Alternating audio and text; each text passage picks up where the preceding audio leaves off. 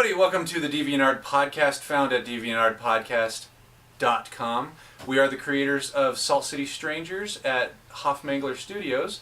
I'm Hoffmangler on DeviantART. This is Joshua B. SLC. Steampunk38, also better known as Jeremy Gates. Mark Joshua Avo. B., known as Josh Butterfield. We have a special guest on the end of the couch. Mark Avo. Mark Avo. And your Deviant tag? Mark Avo. Mark Avo. No, it's the Mark Avo. The Mark Avo. So there's a much better Mark Avo.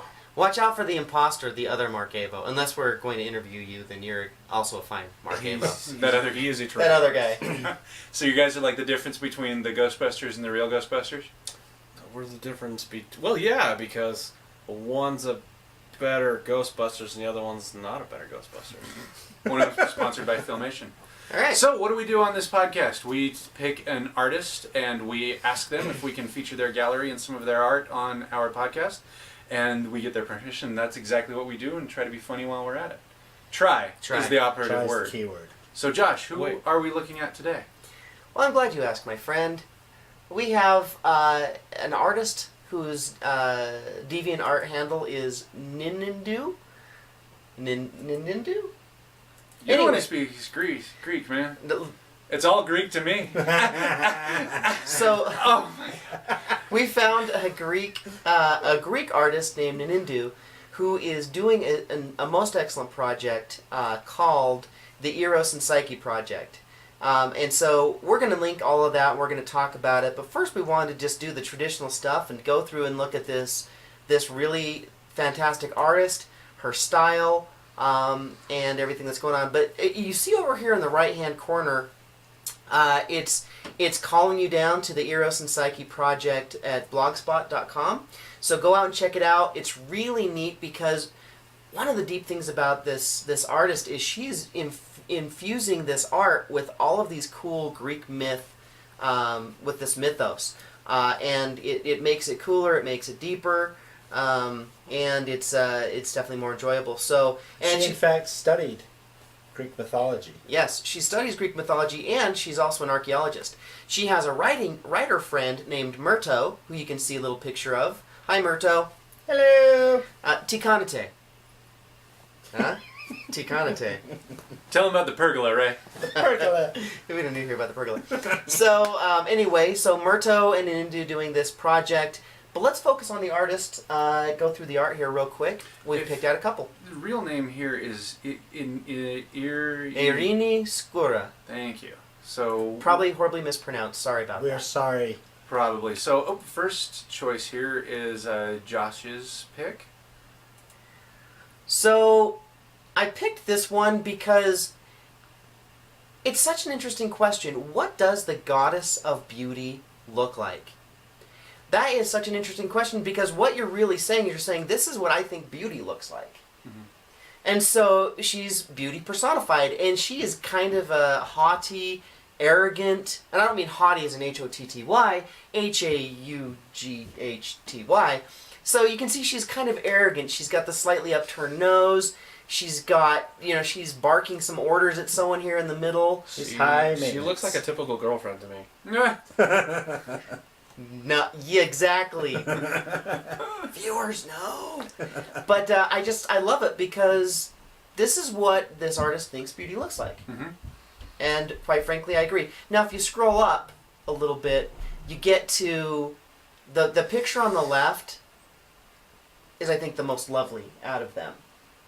So, I mean, that's what I like about it. Cool.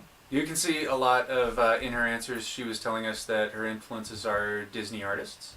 You can totally see it. Yeah, you can see the larger eyes and the thick cartoony lines. I like even her basic sketches, though. They still pull out personality, and they still show feeling, which I think is really cool. Yeah, she's, I would say you've captured the Disney style better than Disney has been able to lately. Mm-hmm. So, watch out, Disney. Watch out, Disney. We're coming for you. So, Mark, what do you think? What are your thoughts on this bad boy? I personally like the emotion, like you guys do, in each one of the characters of love, because I believe you've got sort of the first instance of love, and the eyes, and you can just sort of get a touching glance as a flirt. Oh. And then if you look at the other specters of love, is you can be angry with a love and you'll turn away and she's clearly not wanting to talk to me. It's almost like you're describing the life cycle of Yeah, love. I'm getting the silent treatment So there. scroll up to the top, you have, coy, maybe a little bit of a game, and then you have like the sultry kind of seduction sort of thing, and then you have the come hither, maybe there's a bed involved, who knows, I'm not being suggestive, and then you have the mother grabber, you said you'd be here at 7, and that's, yeah, and then the silent treatment. and then you have the silent treatment, but obviously we're reading into this, she could have just been trying to get a bunch of different feelings across here, but I think it's an interesting, you could definitely make the argument that this is the life cycle of love. Sure. Bad Well, love. Bad love. Right. Well, and the other idea, the thing that you were talking about, is the one hairstyle is like this updo where it looks like it's very Sophisticated. and done, Right. like get her hair did type of thing. This took some time, and then this other one, it comes down to like the natural beauty. This is just the, just kind of letting it all hang out. So Flower. Two Faces, the natural beauty Juxtaposed. Yep. So the Two Faces of beauty. She's naturally beautiful, and here she's done up and glamorous, and so again, it's the different elements of beauty. But gosh, what an interesting subject matter. Yes. Thank you for Cool. giving us this. Next. Did you want one? Efredisto. Hopefully not horribly mispronounced. And so, Jeremy. Okay, this is my pick, obviously being Steampunk 38. And she may not necessarily mean this to be steampunk, but it definitely has the steampunk elements to it. This one just caught my eye because I liked the colors, I liked the form, I liked the way it looked. It's very playful, but serious at the same time. The background has some really cool detail in it. And it's one of those that, at a quick glance, it catches your eye. It's very playful. It's very interesting. She made a mention in her in the questions that we asked that she begins traditionally, so she works with pencils, and then she takes her artwork into Photoshop. So you can see that she's done a lot of. You can see a lot of the sketch work that's still. I like that in a lot of artwork. I actually do like the. Where you can still see some of the sketch work in the pencils, and then obviously she's gone into Photoshop to start getting a lot of these like gears and machinations that are going on in the background. A little bit of like what could be smoke, could be sort of a, like you said, it's obvious. It looks like how you tea stain or you coffee stain. Oh, yeah. Like it's almost like a watermark, but it's a very techy kind of a watermark, and it's that fusion of high tech meets low tech where. Steampunk really comes from. Sure. That's what steampunk is. And the cool thing about exactly. this is that she's that there's steampunk like color palette, steampunk things going on, but it's not. She doesn't have like a cyber eye and a smokestack coming out of her side of her head and stuff like that to make that all like extra steampunky. Yeah, it's not your stereotypical done up.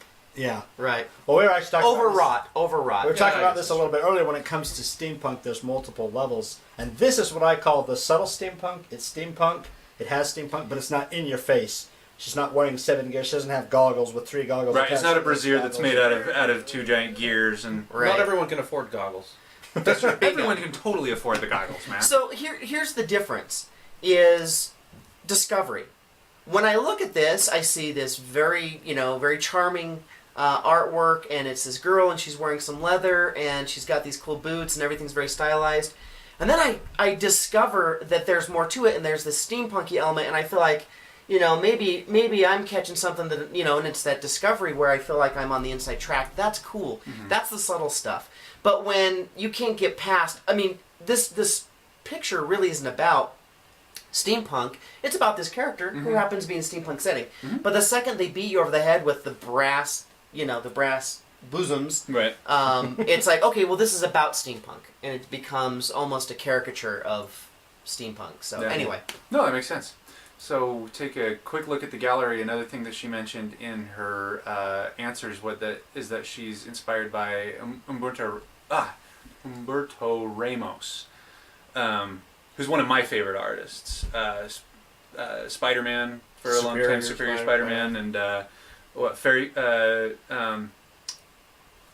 Quest Fairy Quest. I think so. Yeah, fantastic, amazing. Has a lot of Disney inspiration there. The large eyes. That's the Apollo thick... and Artemis. Oh, there's the name right there. I'd be Big interested. cartoonish emotions for the faces to really sort of. I mean, especially when it's just one piece of art. There's not a lot of animation to it because it's clearly not animated. But when you have those overdone expressions, and you do them in a nice subtle style instead of coming off cartoonish, it just comes off full of life. Mm-hmm. Right, vibrant. I'd be Very interested in vibrant. knowing how long she takes on these sketches. Are they Ah. quick for her? Are they Right. quick, or does she really put a lot of time into them, or is it a combination of both? And this is going to sound strange, and I hope this doesn't come across weird, but there's a sensuality to these drawings that is really, really neat because, again, it's subtle, but it's, I mean, they're kind of sexy, but in a very Soft. subtle, softly sexy. So, great artist, go to her Deviant, give her a llama or 1,000. Mm-hmm.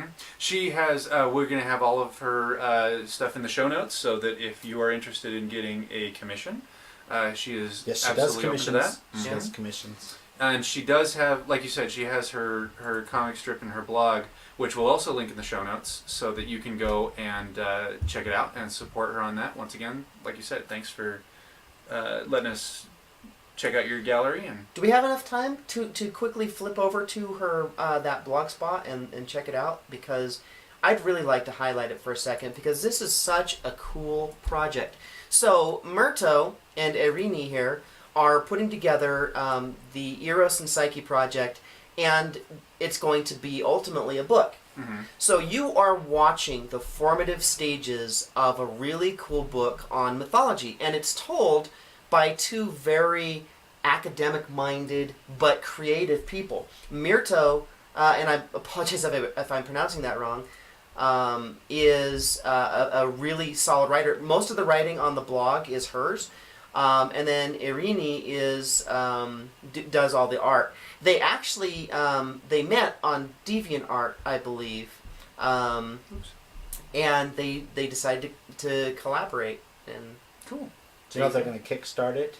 They said that they are going to be doing something soon. So if you dig this art and you want to support it, keep an eye on their website so you can see when that stuff comes up. We'll also put it out to everybody at deviantartpodcast.com to let them know when this is ready to go. So cool. Follow Thanks. along. That's pretty much all the time we have for this gallery. If you would like your gallery featured on the DeviantArt podcast, go ahead and make sure that you get your information over to us at deviantartpodcast.com or Hoffmangler at DA, Joshua B. SLC, Steampunk 38, or the Mark Avo. Once again, thanks for watching, and don't forget to subscribe. Thank you. And good night. Best sign off ever. Until I said something about it. It was like